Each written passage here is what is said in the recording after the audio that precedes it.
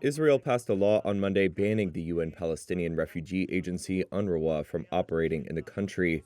Lawmakers cited what they described as the involvement of some UNRWA staffers in the October 7th attack on southern Israel last year, and said staffers had membership in Hamas and other armed groups. The legislation could impact the agency's work in war-torn Gaza, where Israel has been fighting Hamas militants for a year.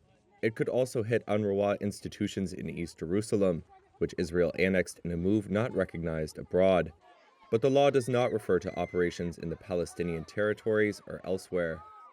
The legislation has alarmed the United Nations and some of Israel's Western allies, who fear it could further worsen the already dire humanitarian situation in Gaza.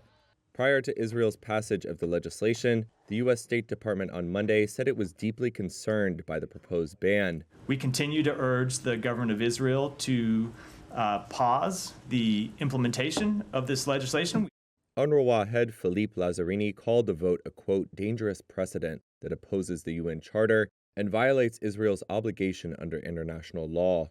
He added, quote, this is the latest in the ongoing campaign to discredit UNRWA and delegitimize its role towards providing human development assistance and services to Palestine refugees. UNRWA employs tens of thousands of workers and provides education, health services, and aid to millions of Palestinians in Gaza, the West Bank, Jordan, Lebanon, and Syria.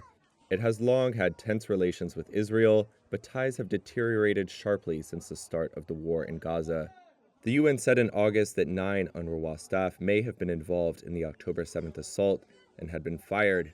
A Hamas commander in Lebanon who was killed last month in an Israeli strike was found to have worked for the agency. Another commander killed in Gaza last week doubled as a UN aid worker. UNRWA confirmed both men had been employees.